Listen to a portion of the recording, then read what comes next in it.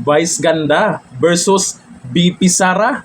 Naku, sa 2028 daw, magtatapat sila at si BP Sara baka talunin pa. Aba!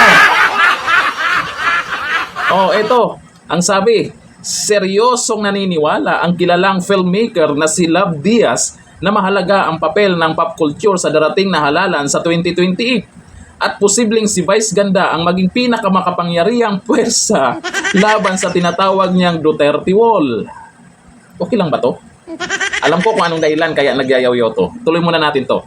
Sa isang panayam, iginiit ni Diaz na dapat gamitin ang pop culture upang hadlangan ang muling pag-angat ng mga Duterte sa politika. Yan. Diyan kayo natatakot, no? Pag bumalik talaga ang mga Duterte diyan sa Malacanang at maging Pangulo si BP Sara, daming matatakot talaga dyan. Lalo na yung mga buhaya. Lalo na yung mga negosyante ng pulburon. Matatakot yung mga yan. Ito, sabi niya ha.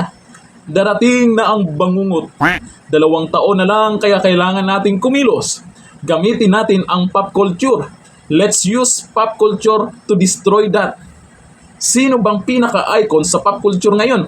Vice Ganda at maganda rin ang pananaw ni Vice. Gamitin natin. Let's use that. Naku, si Vice Ganda pa talaga ang itatapat nyo. Hindi nga niya kayang magpanalo ng politiko. O si Lenny. Di ba? Naipanalo ba niya nitong huling eleksyon? Nitong 2022 eleksyon? Talo. O dito tayo sa pinakabago. Sino yung senador na pinopromote nitong ni Vice Ganda? Si Abalos. O anyari? Talo. Hindi nga niya kayang magpanalo ng politiko. Sarili pa kaya niya? Nako, baka tulog pa tong mga to. Ito ang isang dahilan kung bakit nagyayaw-yaw itong taong to. Nga naman, nakita ko sa post po ng SM Cinema. Ay, mayroong pinopromote siya. Akala naman maging maganda ang maging resulta niyan. Baka naman, maboykot ka. O, alam na, ha? Magellan daw, Magellan. Dito nakalagay sa post, from acclaimed filmmaker Love Diaz comes Magellan, a cinematic journey of history, identity, and legacy, now recognized as the Philippines' official entry to the 98th Academy Awards.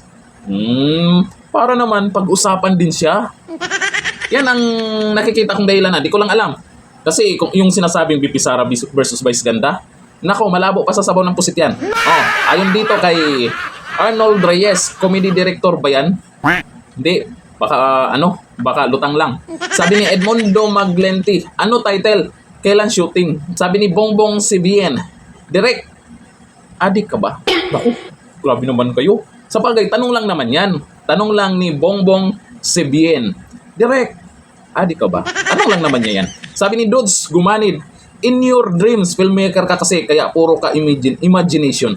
Alam nyo, sa totoo lang, daming natawa dito sa pinagyayaw-yaw ni Direk. Baka pati mga kakamping nito ay matameme dito sa sinasabi ni Love Diaz. Alam nyo, pwedeng manalo talaga si Vice Ganda dito kay BP Sara, hindi sa larangan ng politika.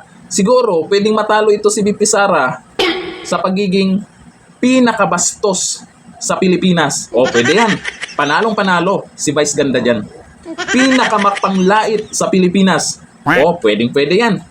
Pwedeng maging presidente si Vice Ganda dyan. Ako, nangangarap naman tong mga to.